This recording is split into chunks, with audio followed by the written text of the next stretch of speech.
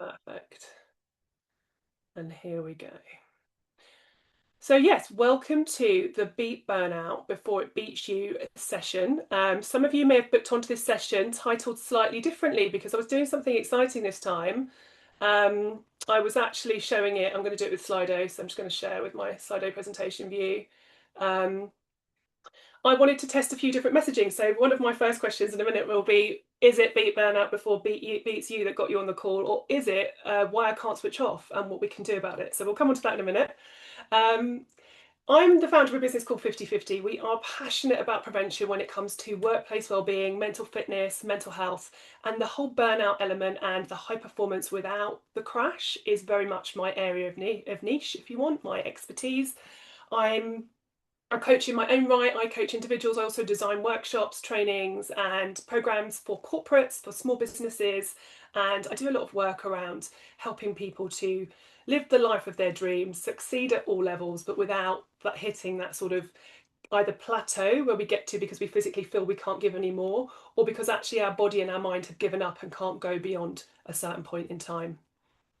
And that will become very clear throughout the session. So yeah, I did send out two different, was what we call split testing when it comes to marketing, as some of you may know if that's your world. And so I was just very keen to see which one of these. So the Slido code will come up for you throughout this session. Once you've scanned it once, you should be able to scan it a few times. You won't have to keep doing it. So let me know which one you joined with. It's always interesting for me to understand what messaging um, makes you made you sort of commit to the session and invest in your own future. A bit of both, okay? I'll leave you to fill that out, or we can come back to it. Just something for you to do. I'm trusted by quite a lot of companies, and actually this session, this exact session, which I have built on and even improved actually since December, was the reason why we started working with Nationwide Building Society, which as a founder of a business is a really proud moment for me, because you might have heard there was a merger between Virgin Money and Nationwide, and there are people going through quite a lot of change and a lot of growth and a lot of movement in that business. So I've been brought in to deliver a whole bespoke program to their finance team, and to really kind of build that out. So this session is proven, and it's something that lots of people really buy into as well. So I'm just letting a few more people in. Welcome to the session. Thank you for joining me live. To me, help me understand who's in the room. What best describes why you personally are here today? It might be for yourself, if you're thinking about your levels of stress, how you switch off. Burnout prevention perhaps is more your aim. Or it might be that you're already in the trenches, and that might be interesting for you to be thinking a bit more about that. And feel free to comment on a couple of these or add them. Hi Flora, nice to see you. Thanks for joining. Um, and yeah, everybody else that's just joined in the chat, joined in the group, sorry. Lovely to see you live. Thank you for being here. I'm just asking you to fill out a couple of these polls just to see where we are with regards to who's in the room and where people are dealing with their own challenges. So if you've got a moment to grab your phone and scan that QR code, we can make it. So it feels like at the moment we've got a bit of an even split between being here for yourself and really like looking from that prevention mode, because you've noticed a few things have started to probably spark a bit of your attention, or you might have already tipped over that edge. And today's session, as with a lot of the stuff I do, it centers around high performance. It centers around wanting to deliver, drive a career forward or drive a business forward. So there's a slight different lens as opposed to let's just look at standard burnout. So I'm going to come at it from the lens of a high performer angle, which I think hopefully is the reason you've signed up, because you've read the page, you've listened to the sort of copy that I personally wrote for this session. So the rewire framework is something that I have designed for 50/50, and today obviously it's the tip of the iceberg session. It's going to be powerful and impactful, but there's only so much depth we can gather in a 60-minute time frame. We're going to hone in on a couple of the areas. So we're going to be looking around the recognize and emotional regulation piece of the rewire framework. Now, my group programs are 6 months in length, and we would take a lot of time and an intention around each of these areas. But I'm going to give you, a really good insight into a couple of them today. So, from the recognition standpoint, we're going to be thinking about spotting the early signs of fatigue, friction, and what we call performance drag. So, when we're kind of going against ourselves because our body or our brain isn't quite where we need it to be. And whether that's, I'm sorry for the typo, but whether that's for yourself or across your team, that's something that we'll be looking at. Also, emotional regulation. So, how do you stay composed and clear under pressure? How do you keep doing that when lots of different things are beginning to happen? So, I want you to be able to build over time a regulation within your response. So we always want to gravitate more towards a reaction in the moment. We've got gut instinct, we've got reactivity, especially if we're in a certain mental state, and especially as you'll hear, if we're in a burnt out state. But the regulation to then now allow the response is really kind of the holy grail we want to get to. So for information only, really, just a little bit of a visual on the broader areas that we would normally look into as well. So it just gives you a little bit of context for what it is. Now let's start with a lovely definition, not always my favourite way to do it, but basically where I'm getting to with this, and the WHO is the World Health Organization. And basically, in a nutshell, the World Health Organization sees burnout as a workplace phenomenon. So they do not see it as impacting any other place in your life or being caused from any other part of your life. They see it as absolutely within the workplace. Now, on the one side, it means there's a real responsibility from an employer to think about that. The number one cause of burnout globally is a toxic workplace. Now, not all people in a toxic workplace will experience burnout, but that is very much the leading contributor towards burnout, is the toxicity of the workplace. However, we know, and I know as humans, and I'm sure all of us can agree on this call, that life isn't just about work, and we can have a lot of extenuating circumstances, a lot of extreme challenges, be it care, be it responsibility, just be it a lot of balls that we've got to keep juggling and up in the air, and knowing which ones to bounce and the ones that are going to, smash into smithereens can become really difficult when at times all of them you feel like will smash, and you have to be trying really, really hard to keep everything going. So at the moment, it's not considered to be a mental health condition. It's actually not even a medical condition. And it's such a grey area for diagnosis, because whilst I can't diagnose or treat, I'm a burnout informed coach. That's slightly different. When you do go to your GP and talk about this, 9 times out of 10, they're going to use a very typical diagnostic with you, which is what they use for depression or anxiety. So therefore, they're often pigeonholing you into one of those two spaces. And burnout, it can be quite different. You can manifest some symptoms of depression and anxiety, but actually it is a very different reality. Can someone just let me know, like, can they see the screen okay? And am I visible as well? Yeah, thank you for the thumbs up. Thank you, appreciate that. So I'm going to come a bit more onto what the signs and symptoms are and what you can feel. But this, like, mental distancing is a term that's really, really well understood around how we sort of pull back from what we need to do, what we have to do, what we're supposed to be doing, because actually that overwhelm has spilt into something way more than what we could ever really truly understand. And reduced professional efficacy. Basically, we're just struggling and we're at the brink of collapse. And when you're in a full-blown burnout, this can feel a little bit trite, because it's just a definition, but it's just something to be mindful of. So I'm very practical as a coach, and I love a tool. So I'm going to talk to you about this one, which is the performance pressure curve. And the reason I want to share it with you is because it gives a really good visual image of where the stress might begin to start tipping from a healthy space to an unhealthy space. So here we're looking at the relationship between pressure and performance. So the more pressure we get, generally speaking, the more performance we should be able to tap into within ourselves, and the more successful we should be able to be. Now, I want you to think about 0 to 10 as your stress scale. Anywhere between 0 and 10 would be the number that you would be feeling from a stress standpoint day to day. Anywhere between 3 and 7 is where I would say would be a healthy zone. Somewhere where you might hang out within 3 to 7 is depending on your own situation, where you might be quite um, comfortable.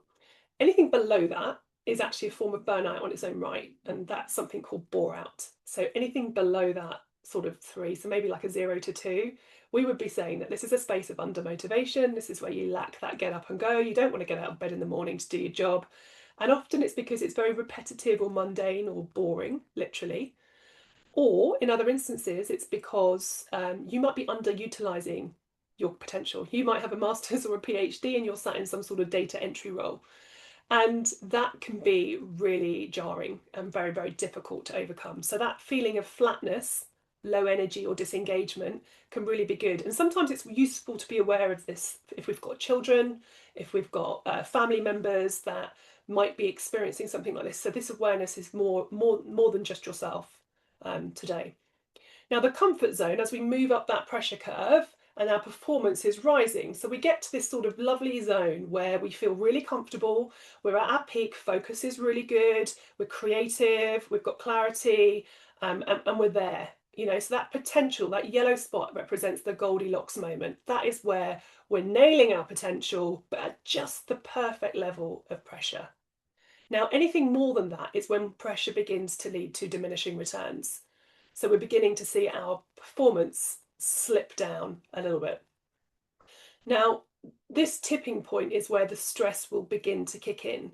So there's a feeling of overwhelm, you're lacking motivation, and there's a real lack of thinking clearly around what it is I need to be doing. So you're sliding down the stress scale and you're moving towards that. You're under very high pressure, but your performance is tailing off as you go through that. So too little pressure, you're going to struggle to find the drive or motivation. We want that optimal peak performance zone. We all know that stress, a good bit of stress we need to activate. So for some of us on this call, high stress might be a 7 or 8, whereas for someone else, a high stress might be a 5 or a 6. So we're all very different in our capacity for stress and our ability to withhold stress. And that can come down to what we're exposed to at home, what our family life is like, what our financial situation is like, what our emotional regulation capabilities are based on our upbringing and any trauma we've experienced, DNA. There are so many factors that contribute to how we hold stress and handle stress. But actually, the point here is that too much pressure actually has a cognitive shift for the brain. And this is where the high performance game becomes really, really real. So have a think about where you would place yourself on the stress scale. Be cognizant of the 0 to 10. No 2 days will ever be the same, and it's okay to jump around. But it's only when we hang out in an 8, 9, or 10, assuming that you're, the typical person where a normal level of stress would be 3 to 7. If you're 8, 9, or 10, we're in that high stress space in that example. If you're in a high stress space for too long, stress becomes chronic. And when stress becomes chronic, we start to enter problem zones. So that's that. Now, if questions are cropping up for you, please pop them in the chat, because it's hard for me to navigate the chat and the screens at the same time. So I don't want you to feel like I'm ignoring any questions, but I will get to them. And if we fall foul of time, I will always get you an answer anyway. So just please use that chat. So we need to be very aware of when stress tips too far, because that calm place to pressure is ideally where we want to kind of be. That's where the arrow is pointing there. That's kind of the peak place. We want that focused drive, that short-term productive energy that comes from a bit of activation from stress. The minute we tip over into strain, we are irritable. We begin to be scattered. Our focus is split. We probably, shut down our boundaries. We don't uphold them any longer. We start to feel exhausted, a bit more tired, and then we creep into a space of burnout. And that's what we talk to. Now, on that point, before I go into some of the other stuff, did you actually know there are 3 types of burnout? I've kind of probably given a bit of that away because I told you about bore out a minute ago. But your typical burnout is what we hear on the TV when we see people, like got those images of people at their laptop like falling asleep because they're working all the hours in an empty office. That's what I would refer to as like the frenetic burnout. So that's that push through, keep going burnout. And then also we have a type of burnout which I personally experienced. My background was corporate. I worked for HSBC for 10 years. And towards the end of that journey, I was experiencing what I now know as something called moral injury burnout or worn out burnout. So that is where we have a friction between the values and the identity that we have as an individual, and actually the values that are being upheld by the organisation that we work for, and the way of working that you're being asked to do.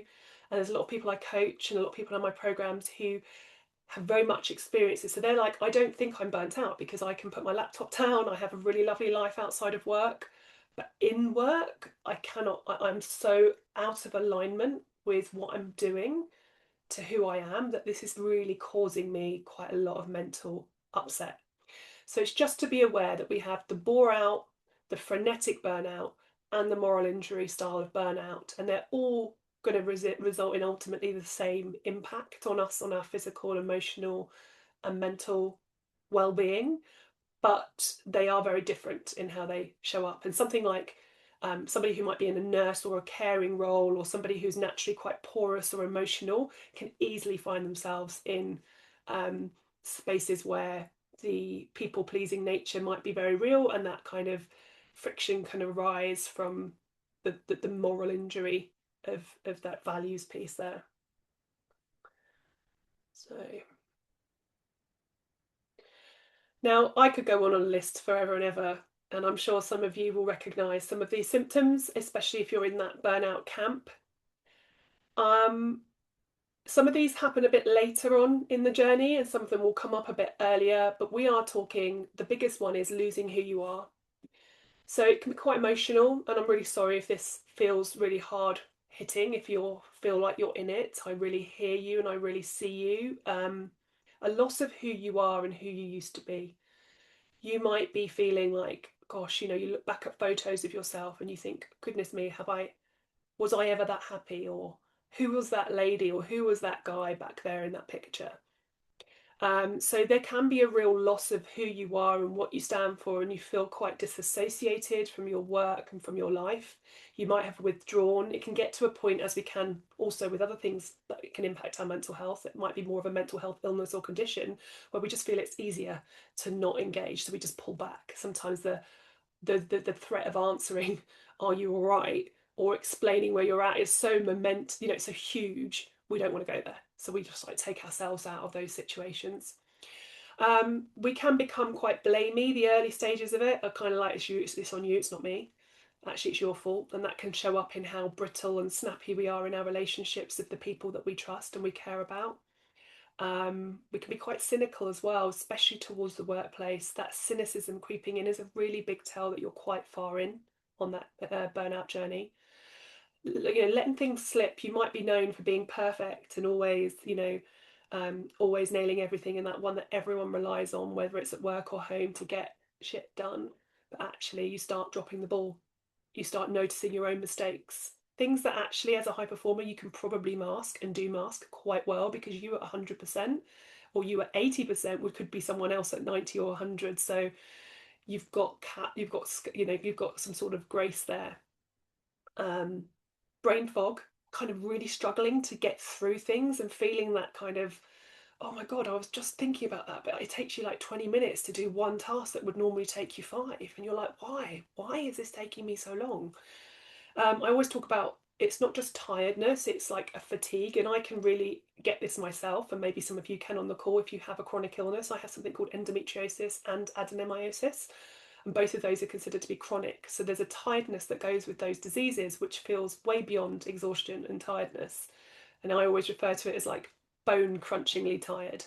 And that's what I would say here with burnout as well. It's like you're still getting your sleep, and even though your sleep might be the first thing to go, you actually feel like you're exhausted all the time, and it's like beyond tiredness.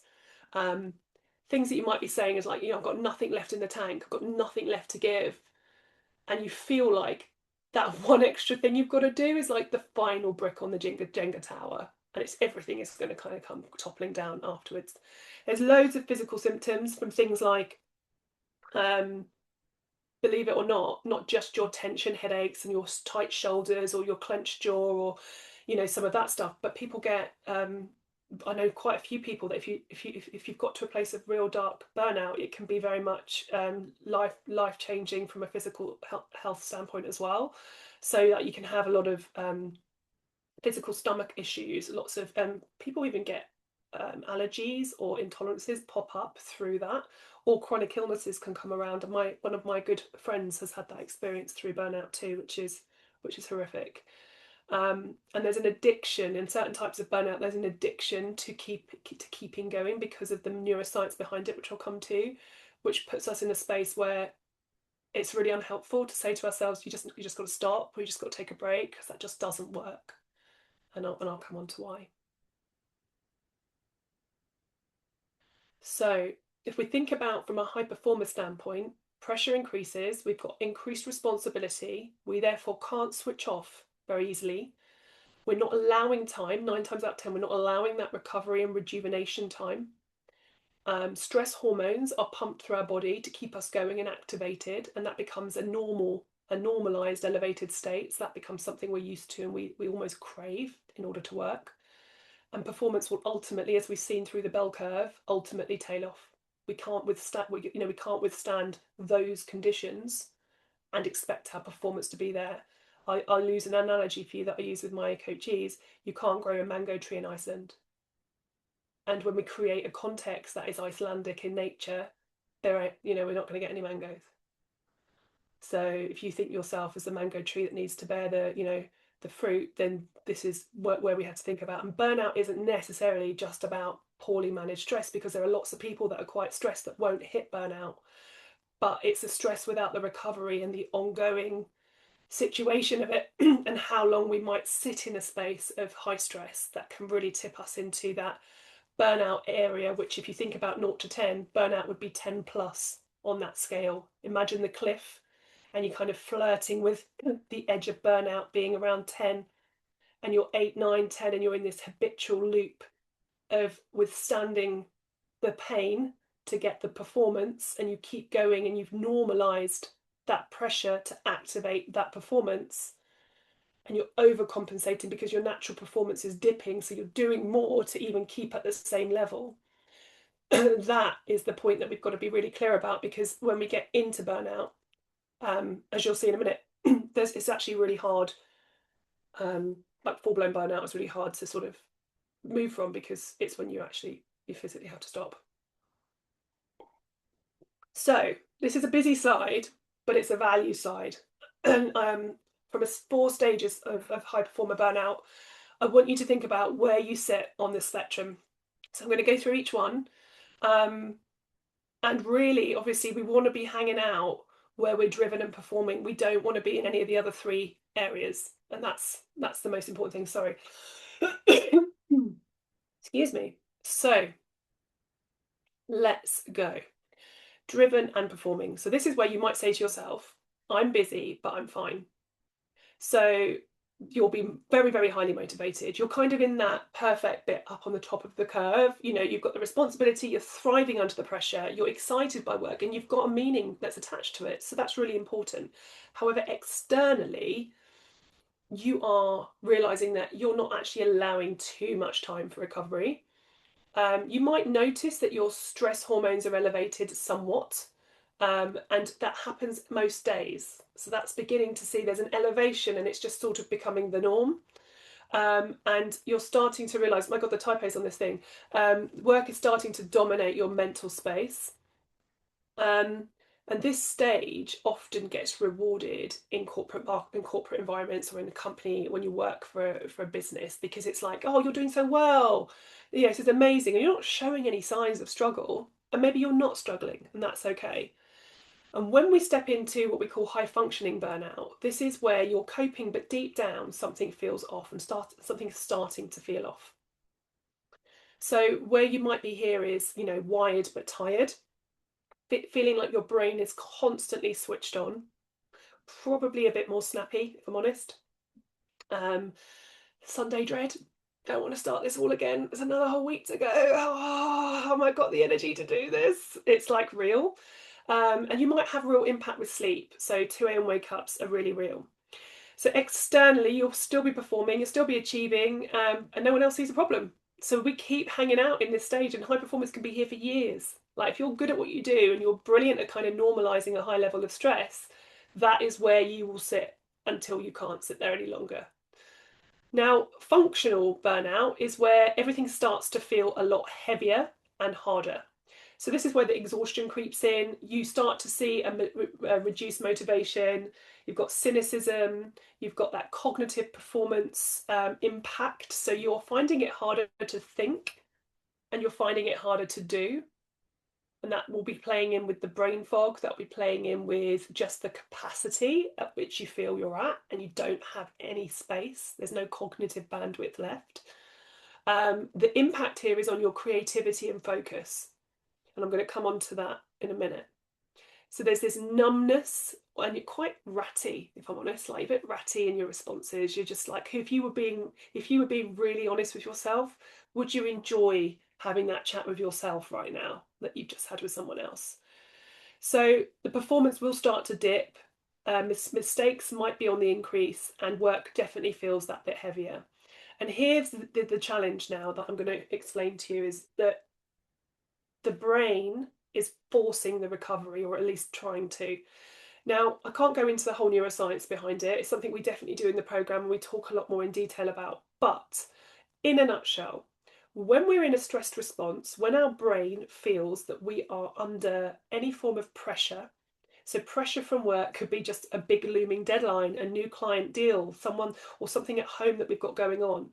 We have evolved since caveman era, but our brains are still wired exactly the same way. So any threat that is perceived, whilst it might no longer be a lion coming to attack our newborn babies, or, you know, being under threat from another invasion of another group of humans, like what in that era, that was what it was all about, survival. Our brain is still wired to protect us and keep us safe in exactly the same way.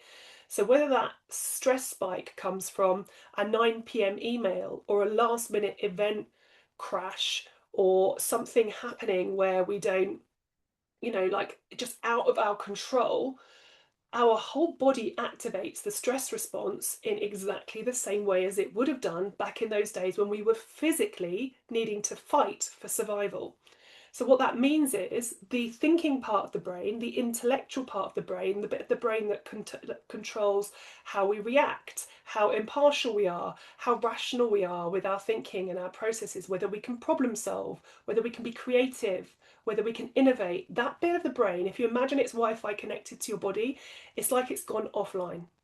Like there is no connection anymore. It's zero connection. You cannot access that part of your brain. Instead, it's hijacked by a part of the brain called the amygdala, which is basically responsible for pumping stress hormones through your body and keeping you as safe as it can. So actually, in a high functioning or functional burnout space, your brain will keep telling you to keep going because it sees the outcome as safe, because it's activating the same thinking methodology as what we've had to deal with in order to survive, you know, as a human, as the way we're designed. So thinking your way out of a burnout is near impossible, because we can't access that part of the brain that is rational or logical or intellectual. So therefore, we're stuck with the reactive emotive brain, who's very, very much back to my point at the beginning of the session, where we can be very reactive. We can be very, you know, snappy or brittle. It's very much because we're in this space of not being able to access that part of the brain. So the brain is working against you in some way, but we can't always see it when we're in it. And it's just something to be aware of. It's a very complex piece of science that I've just distilled into making it fairly simple, but I hope it makes sense and gives a little bit of insight into why we just can't think our way out of burnout.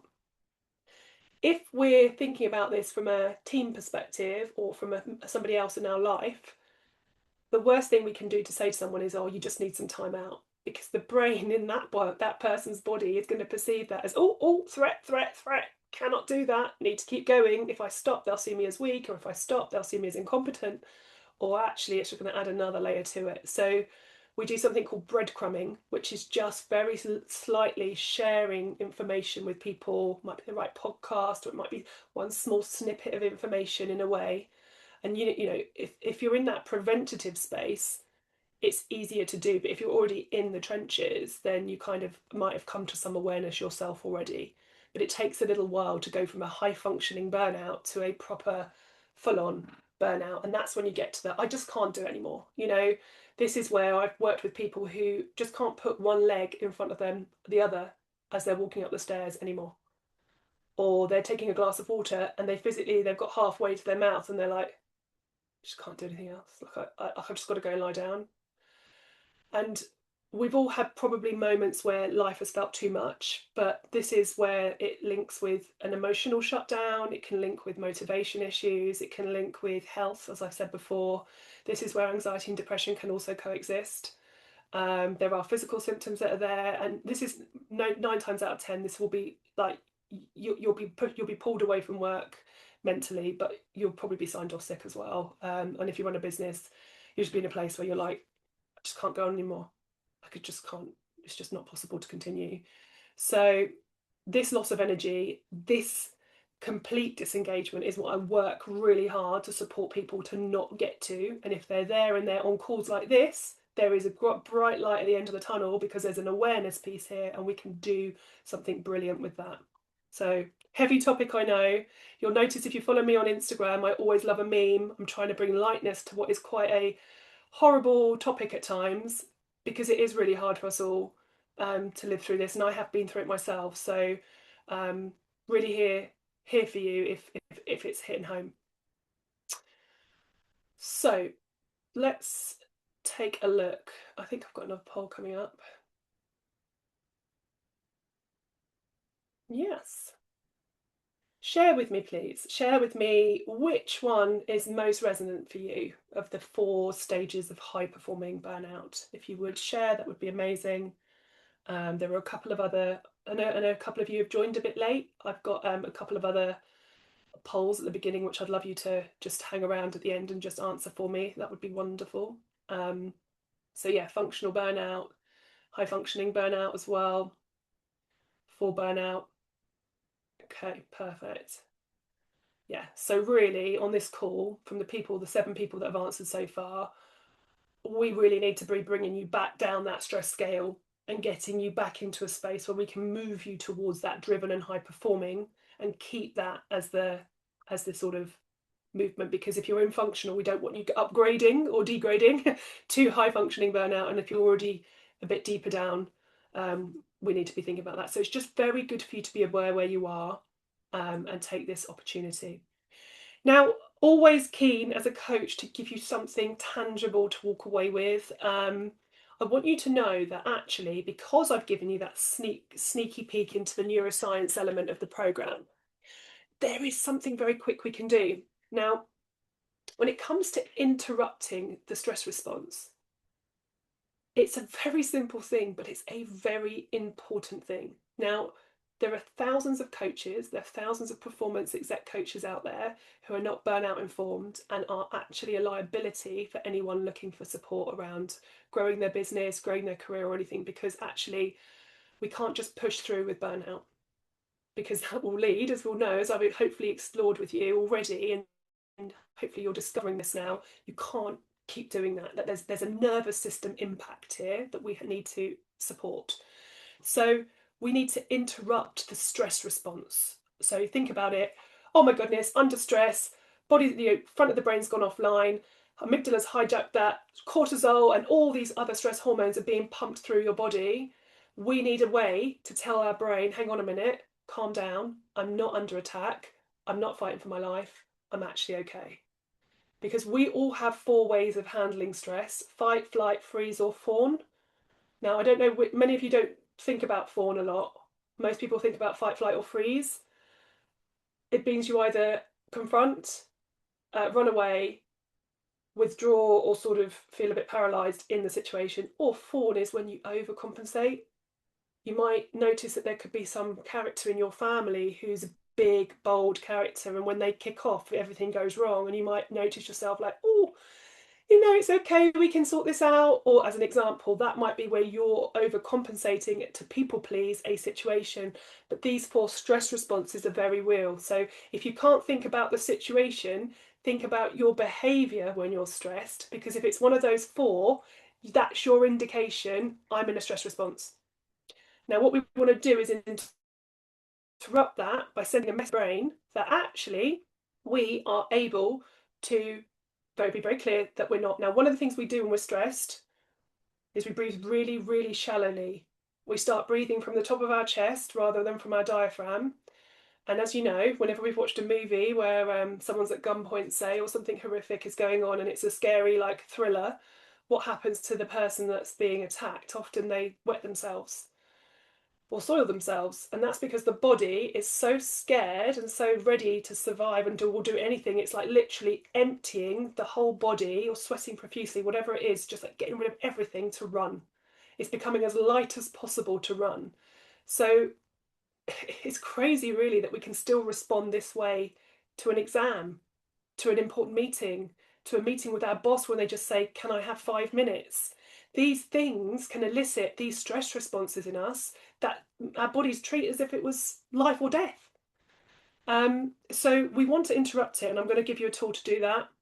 We want to release the mental load. I'm going to give you a tool to do that. And we want to create what I call a psychological off-ramp. So basically end your day and create an awareness with your brain that things have stopped, and this will help with this switch off piece, okay? So this is called the 90-second reset. This is a really, really amazing American neuroscientist who's done super amounts of research, and this is the whole point that I've been talking about, that the brain releases a load of chemicals when we're under a physical reaction to a situation, but it only lasts 90 seconds. Now, this is absolutely game changing, because when we're stressed, it's like we're putting a record on, an old-fashioned record, on the record player and letting it go round and round and round and again.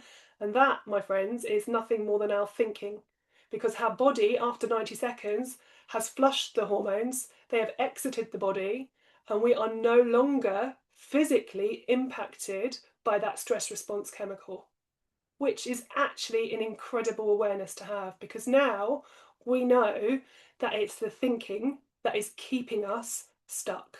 And again, this is a big part of the reset that I do, which is the distinction between thinking and thoughts. Too much to go into today, but you know here, 90 seconds, once I've got through 90 seconds of a really stressful situation, whether it's to me or to someone else I'm around, if I can just breathe through it and make one choice as to how I move forward, this is a good way to interrupt that stress, that messaging. And by breathing deeply, because we only breathe very shallowly when we're in hyper stress, sorry, we're signaling to our brain very clearly through deep breath that we are fine. So the deepness, or the depth, I should say, the depth of the breath is very important. So you want to be always with breath work. And now you can think about a number of different patterns. I shared one yesterday on my Instagram, which is the 5-finger breathing.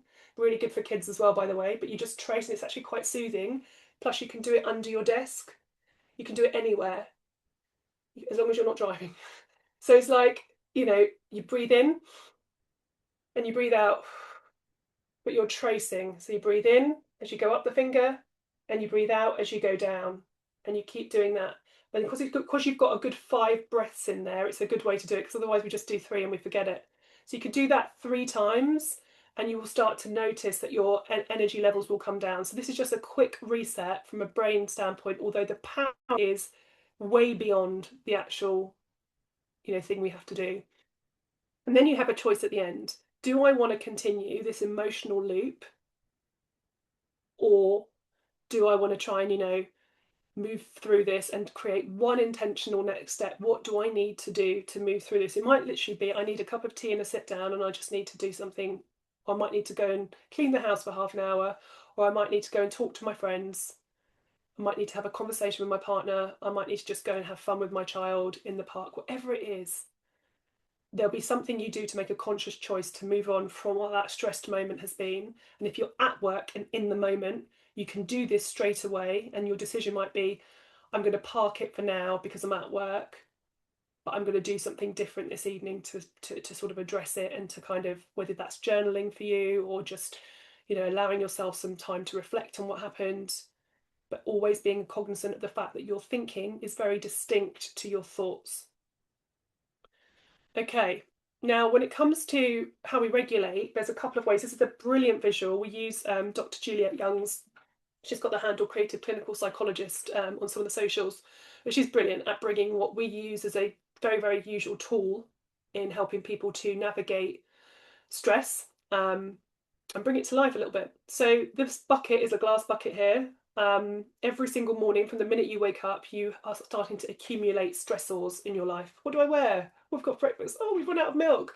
Oh my God, have you seen the traffic? Oh, look at the weather. I've got to walk in the rain.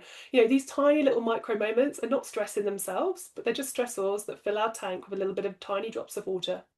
There will always be a bit of water in your bucket because we need stress to activate. But then big things will happen. And at the moment, we've got so much going on. Turning on the news is quite challenging at the moment, especially if you're in a dark place or if you're in a difficult place.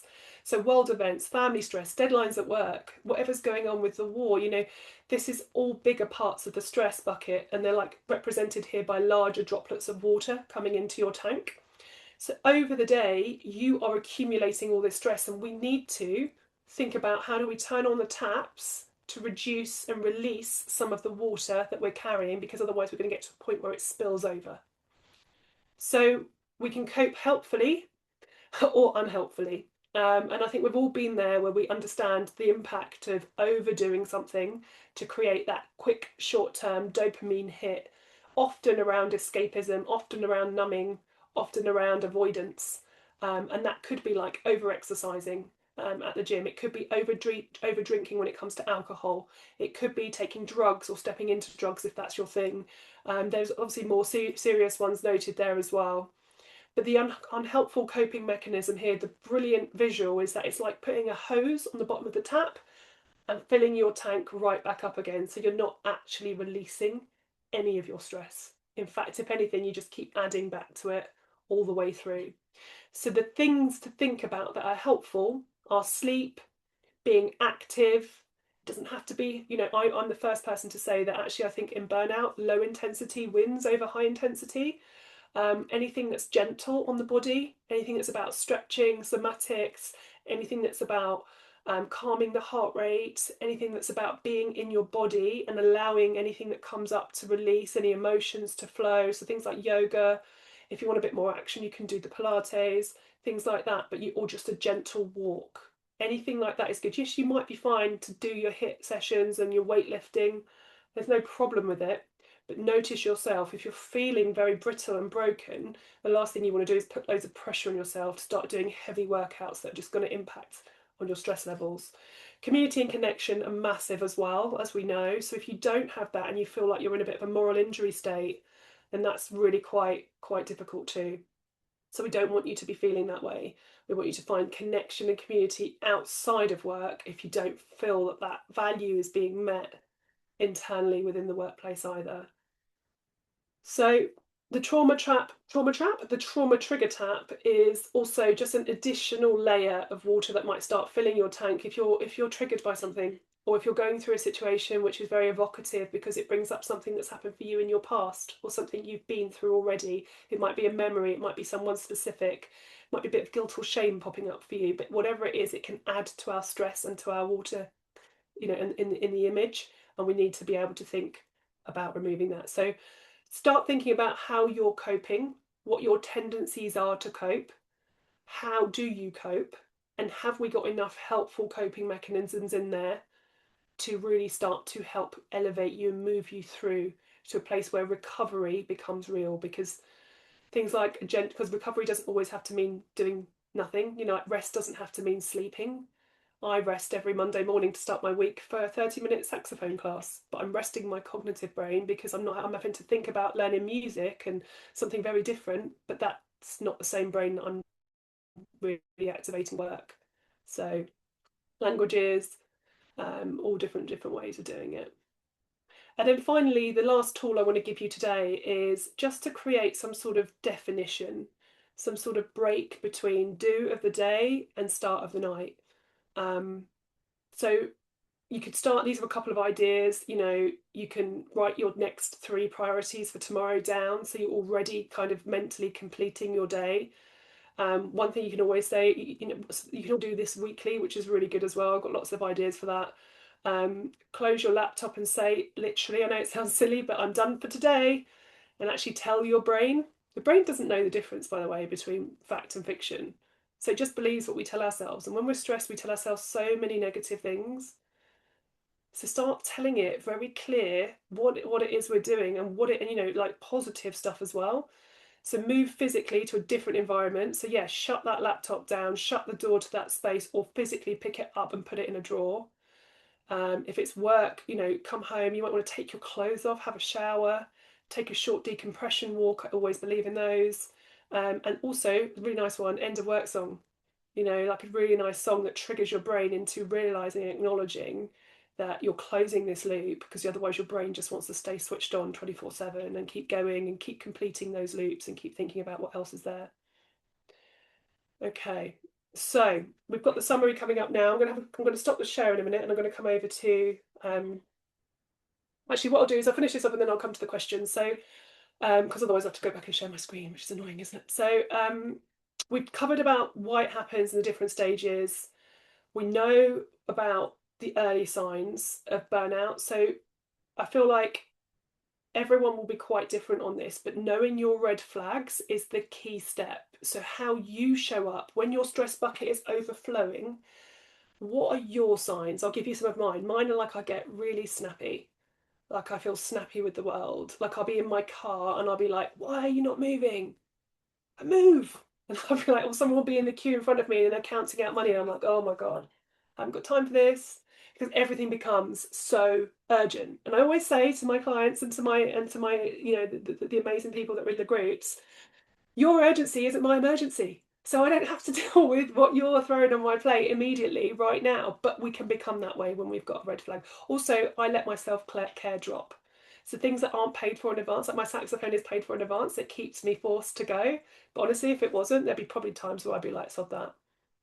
Can't be bothered, because I don't rank as highly as my business, or I don't rank as highly as my son in my head. And that's not good, but that's my awareness. So when I start to see it happening, I pull myself back, because this is like being a pilot of your life in the plane. You come off course all the time, but you need to be able to bring yourself back. So knowing your red flags and then being aware of the burnout signals and signs will be really helpful. You've got 3 tools to help you switch off and help you to regain a little bit of mental clarity, and to interrupt that stress response.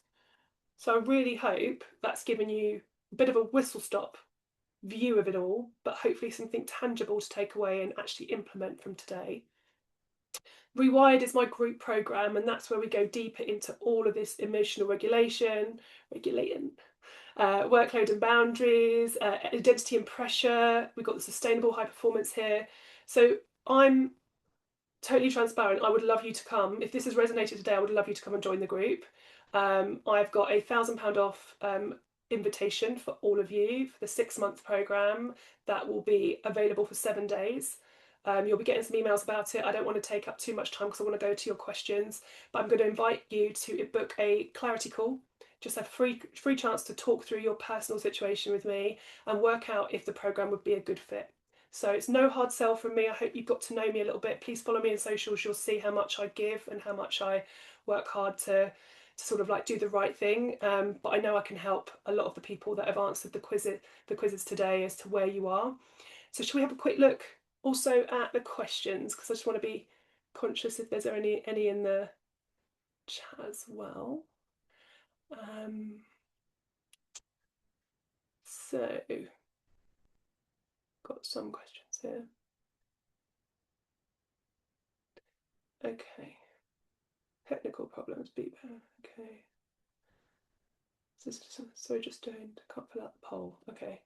I'm going to send the poll QR codes around immediately after this session. So if you haven't been able to do it because you've joined lately or you're on your phone and you haven't got another screen to scan, I get that. Can perimenopause or menopause impact burnout? Absolutely. Yes, 100%. And the symptoms can overlap. It can be very easy to sort of see some of the, especially things around brain fog or exhaustion or hormonal imbalance, that can very much be in that space. I'm not qualified in that area, so I would recommend a really good conversation with your GP about where you are on that journey. But there is definitely an overlap. More burnout and off sick. I'm sorry to hear that. H, that's a lot. Functional burnout, yeah. What does that say there? When full-blown burnout is in play, what are the critical things to do and not to do? So when you're in full-blown burnout, I'll be really honest with you, you've probably gone beyond the point of anything being an option other than stopping. I think that's when your body kind of starts to have the physical impact of actually shutting down, and like you're just literally at a point where you cannot get up out of bed in the morning, you can't go to work, you can't think your way out of it. So the critical things to do right then would be to get some medical support. As much as it's not a diagnosable medical condition, it is the only route we have here to get some proper support. But being burnout informed and burnout aware will give you some information to go to the doctor with. You don't want to be sat there thinking, oh, this will just go away with a short break. I just need a week off work. I just need a holiday. Or, really we've got to a place where it's physically impacting your wellness and your health. So then there needs to be some very serious responses there. Yes, that's very normal being prescribed antidepressants because unfortunately it's the typical questionnaire output.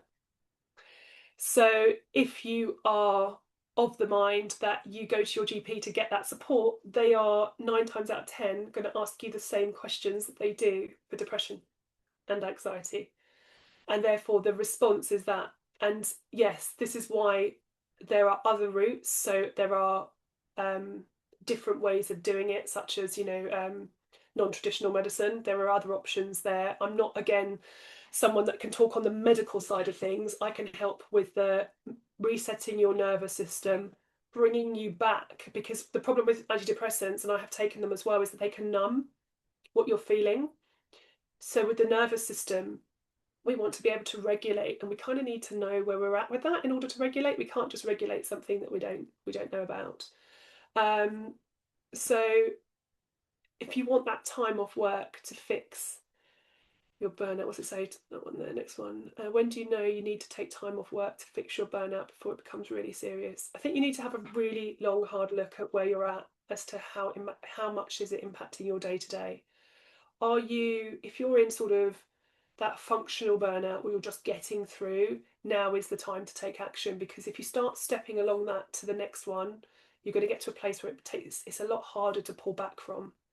So being aware of your signs, where you're at, and taking action to build in recovery, to start recalibrating your nervous system, to start almost like I would want you to go back before I can bring you forward.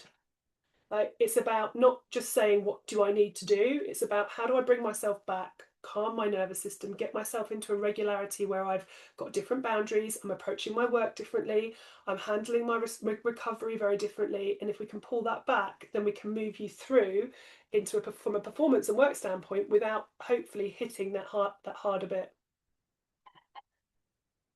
Okay, who have we got? Tom. Oh, I'm actually Susan. Hi, Susan. But on my son's laptop, being through a consultation at work and a new role is not difficult work, but totally too much volume. It's like trying to get an elephant in a jam jar. Great analogy. Do you want a job or not? If I fail at work, I fear being managed out. Yeah, some of these are quite intense, long questions that are going to take me a while to answer. I would honestly recommend book your free clarity call with me and let me give you, like a proper 30-minute time where we can talk through these. It's really hard if you've got that new role, and yeah, and you've got to find ways to communicate that, and I can help you with that, like what you can actually say, how you can frame it in a way that will feel palatable for you. So I will for you, Susan, definitely book in with one of my clarity calls when the email comes around in a bit. Great, thank you. What else have we got here? Yeah, the antidepressant conversation, I would also recommend you do the same. Flora too. Where does the addition to keep going come from? Addition. I'm not sure what you mean by that, but if you mean where does the intention to keep, or the addiction, it comes from the brain not seeing it as safe to stop.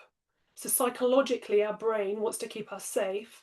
So actually, the keep going, and that's why we call frenetic burnout the push through burnout, is because we get to a place where we can't stop. If we stop, we feel it really unsafe, which is why when a partner might say to us, "You just need to stop working. Shut your laptop. Shut your laptop, please. Get on. We've got a life outside of work," and things like that.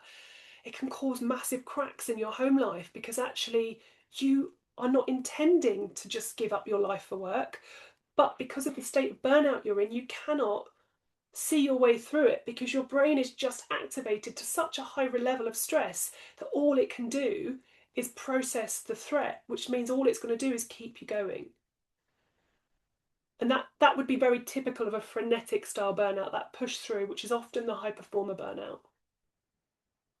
I hope that's answered that bit. Yes, you can be rewired if you're on full blown burnout, because there'll be probably some recommendations to get some GP support, or just to make sure that you're not in a place where you're not. But if you're able to get on this call and you're able to be listening to and thinking about ways through it, that's all we need for the program. We just need people with intent and dreams to come in here. They want to feel better, achieve better, and like just work through it. So yes, with the caveat that if you feel that you are physically and mentally unwell, you are also seeing seeing a medical professional alongside the program just to get that additional support. And we do have a really good, she says, healthcare system. At least it's free, here in the UK, where you can go and sort of think about that. So yeah, I would really, really think about that very carefully. And yeah, that's great to hear. And like, obviously, if you're on the antidepressants, you've got that as well. So have I missed anyone? I'm just scrolling through these again. Functional burnout, burnout off sick. We've covered the menopause one. I'm just going to share this QR code for you to scan if you want to, because it will give you the little link to the Rewired page. So that's where you can read a bit more about the program. It's a 6-month program where we take it in a way where I consider it to be what we call a small, safe group. But the value of the group and not the one-to-one is that you learn from each other's burnout journeys, and it is super supportive. You're not on your own. You're in a group with other people that care and resonate and get it. And what we do is we work on a weekly coaching session. So every Wednesday at 1 o'clock, I'm thinking of doing it 12 to 1. So you can have a bit of a break afterwards and hopefully have a lunch break afterwards or something like that. And I'm also thinking of running an evening call as well. So we'll cover both options off. But it's what we call hot seat coaching. So you'll have the frameworks and we'll be going through the Rewired methodology. I've got lots of resources and tools which I'll be pointing you to. I'll be asking you to think about your values and who you are and what you stand for. But that piece there gives you the space and the grace to take that bit at your own level. You'll also have some meditations and some supportive stuff for your nervous system. But every week, it's like what we call hot seat coaching. So you get on the hot seat and you can bring your stuff that you're dealing with there and then in the moment that week to me, and I will coach you as if it were one-to-one. And it's a fraction of the price of what it would be to do one-to-one programs. So really the group benefit is it's a bit cheaper than one-to-one, plus you get the benefit of everyone else. And if I may share that, I'm in a group program for my own business and I learned so much from listening to the other people in that group. So there is a real value there. If you are very much against it and you just want one-to-one, talk to me, book the clarity call. We can talk about all of this anyway. But the reality here is that there is a way through. Burnout's a tough topic, provocative, and if you feel you're still on this call and you're still listening, I know that you're here to invest in yourself and think about what you need. The first session we're going to do is the Wednesday before Easter. So for fast action and early action, you're going to get like a bonus session anyway, because it wouldn't be starting till April otherwise. So you get that extra session to just get you in over Easter, and then we can start what we consider to be here a 50-50, the real new year in March, not this January malarkey of everyone coming out of their, cocoons too early. So any questions that haven't been answered fully for you, or are cropping up, please just book that call when I send the email around. And yeah, a huge thank you from me to you for being here, for being open about your situation. And yeah, thank you. Appreciate all you all being here. Oh, 2 new. Should I quickly? Oh my God, 3 news. Are they just thank yous? Okay, I can take the thank yous. And I'm going to leave a little request for a bit of feedback. Just even if you would just message it, it helps me take. You'll probably saw it when you signed up. You probably helped you sign up actually. That when you saw other people's little messages. So I'll be sharing my mobile, and if you just like on the WhatsApp, if you just were to like send me a little WhatsApp that I can clip and put on the next page, because I'm doing lots of these sessions. I will really want to impact people. It's a big part of my mission to help people. So I'll be really grateful. Thank you all, and happy Friday. See you soon. Take care, everyone. Big love.